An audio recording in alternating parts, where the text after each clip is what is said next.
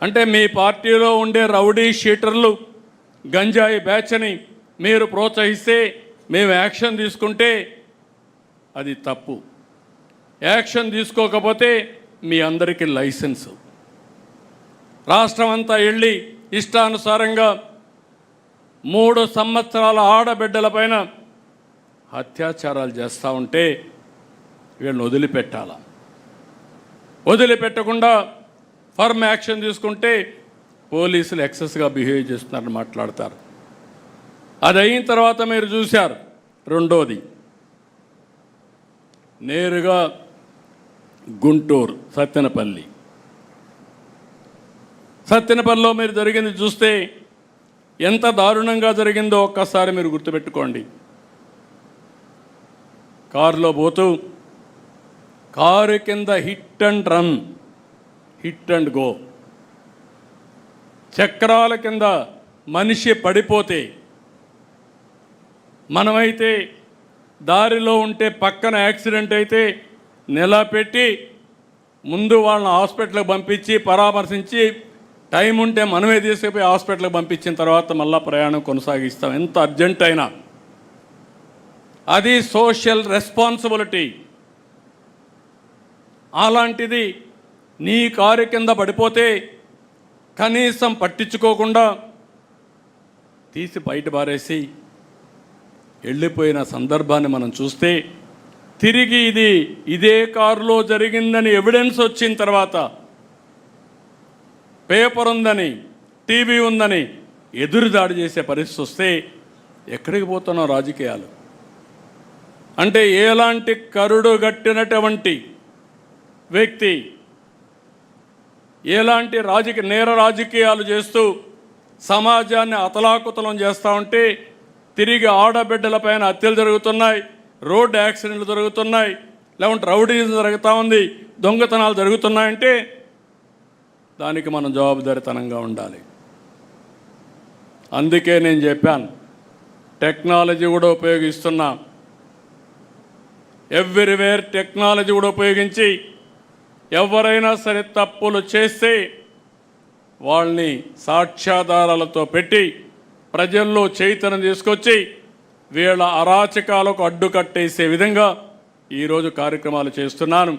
నాకు కావాల్సింది ఒకటే గుర్తుపెట్టుకోండి, public safety is most important. ఎవడైనా సరే తప్పు చేస్తే అలాంటి వారిని కఠినంగా శిక్షించి లా అండ్ ఆర్డర్ కాపాడడం తెలుగుదేశం పార్టీ బాధ్యత, ఎన్డీఏ బాధ్యత. ఆ విషయం వీళ్ళు గుర్తుపెట్టుకోవాల్సిందిగా మరొక్కసారి కోరుతున్నా. ప్రజలకు కూడా ఈ విషయాలు తెలియాల్సిన అవసరం ఉంది. కులం పేరుతో రెచ్చగొడతారు, మతం పేరుతో రెచ్చగొడతారు. ఒక పాస్టర్ హైదరాబాద్ నుంచి బయలుదేరి వచ్చి తాగుతూ వచ్చి కడాన యాక్సిడెంట్ చనిపోతే ప్రభుత్వం చంపేసిందని పెడతారు, పోలీసులు చంపేశారని పెడతారు. నేను సమాచారం ఇమ్మంటాను, సాక్ష్యాలు ఇమ్మంటాం, సమాధానం చెప్పరు. వెనకుండే రాజకీయాలు చేస్తారు. ఇలాంటి నీతి మాలిన రాజకీయాలు చేస్తే రాజకీయ ముసుగు తీసి నేరస్తులుగానే ట్రీట్ చేస్తామని మరొకసారి మీ అందరికీ విజ్ఞప్తి చేస్తున్నా. ఇక్కడ మీకు కూడా గుర్తుపెట్టుకోవాల్సింది, ఎప్పుడు కూడా అబద్ధం అనేది చాలా పవర్ఫుల్. ఇది నిజం గడప దాటేసరికి అబద్ధం ఊరంతా చుట్టొస్తుంది. ఆ అబద్ధం మీకే అనుమానం వచ్చేస్తుంది, నేను నిజం చెప్తున్నానా లేకపోతే నేను కూడా మోసపోయానా అని అనుమానం కలిగే పరిస్థితి వస్తుంది. అందుకే ప్రతి ఒక్కరు కూడా అప్రమత్తంగా ఉండడమే కాకుండా మీకు ఎన్ని పనులున్నా వాస్తవాన్ని ప్రజలకు చెప్పడంలో, పదే చెప్పడంలో మీరు చొరవ తీసుకోవాల్సిందిగా నేను మిమ్మల్ని కోరుతున్నా. ఎందుకంటే మీరు అందరం గుర్తుపెట్టుకోవాలి, ఈ దేశ రాజకీయాల్లో ఇది కొత్త అలవాటు, పోకడ.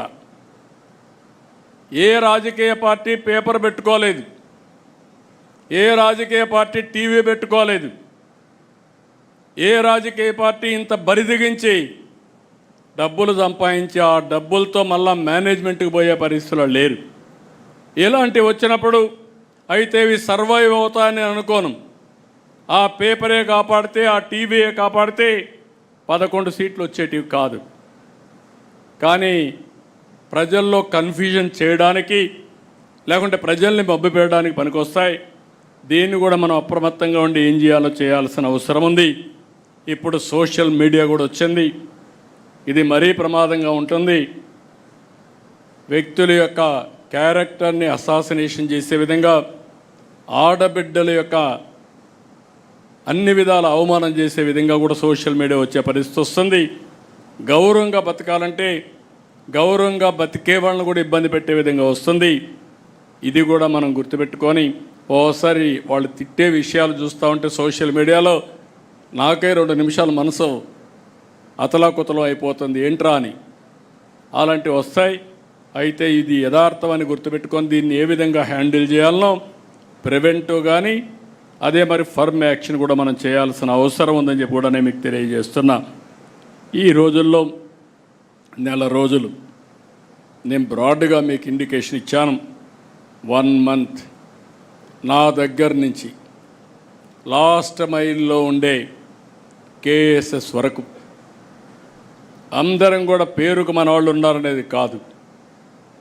ఈ 1 మంత్ ఎవ్రీ గడప మనం తొక్కాల్సిన అవసరం ఉంది. ప్రతి ఒక్క వ్యక్తిని మనం కలవాల్సిన అవసరం ఉంది. ఈ కష్టకాలంలో ఎన్ని ఇబ్బందులున్నా ఆర్థిక వ్యవస్థని మళ్ళీ గట్టెక్కించడానికి ఏమేం చేసాం చెప్పాల్సిన అవసరం ఉంది. ఇన్ని కష్టాల్లో ఇచ్చిన మాట నిలబెట్టుకోవడానికి అనునిత్యం ఏ విధంగా పనిచేస్తున్నామో చెప్పాల్సిన అవసరం ఉంది. మీకు ఒక విషయం చెప్పి నేను ముగిస్తాను. ఇటీవల మనం మాట ఇచ్చాం, కేంద్ర సహకారం తీసుకుంటున్నాం, మన ఆర్థిక వనరులన్నీ కూడా సమీకరించుకుంటున్నాం. ఎప్పుడూ లేని విధంగా నేను మళ్ళీ కమర్షియల్ ట్యాక్స్ అయితే, జిఎస్టీ అయితే జిల్లా అధికార యంత్రాంగంతో కూడా మాట్లాడుతున్నాను. వాళ్ళకు కూడా అకౌంటబిలిటీ ఫిక్స్ చేస్తున్నాను. వనరుల సమీకరణ కోసం ముందుకు పోతున్నాం. స్ట్రక్చరల్ ఛాలెంజెస్ని, ఇటీవల జరిగినటువంటి ధ్వంసాన్ని 2 నుంచి బయటపడేయడానికి అనేక విధాలుగా ఆలోచించి మాట నిలబెట్టుకోవడానికి సంక్షేమ కార్యక్రమాలు ఇవ్వాలి. నేను పదే పదే చెప్పాను, అభివృద్ధి సంక్షేమం 2 ప్యారలల్గా తీసుకెళ్తాం. అభివృద్ధి జరిగితే ఆదాయం పెరుగుతుంది, ఆదాయం పెరిగితే సంక్షేమానికి అభివృద్ధికి మళ్ళా నిధులు వస్తాయి. ఒక్కొక్కసారి అప్పులు తెస్తే అప్పులు ఇచ్చేవాళ్ళు కూడా ఉండరు. కానీ 5 సంవత్సరాల్లో జరిగింది ఏంటి? అప్పులు తీసుకొచ్చారు. కడాన కొన్ని అప్పులు మీరు చూస్తే 25 సంవత్సరాలు మద్యపాన నిషేధాన్ని పెడతామన్న పార్టీ మద్యపానాన్ని తాకట్టు పెట్టి 25 సంవత్సరాలు తాకట్టు పెట్టి దగ్గర 25,000 కోట్ల రూపాయలు అప్పు తీసుకొచ్చే పరిస్థితికి వచ్చారు. ఎంఆర్ఓ ఆఫీసుల్ని తాకట్టులు పెట్టారు. ఇంకో పక్క మీరు చూస్తే ఎక్కడికక్కడ హాస్పిటల్స్ తాకట్లు పెట్టే పరిస్థితికి వచ్చారు.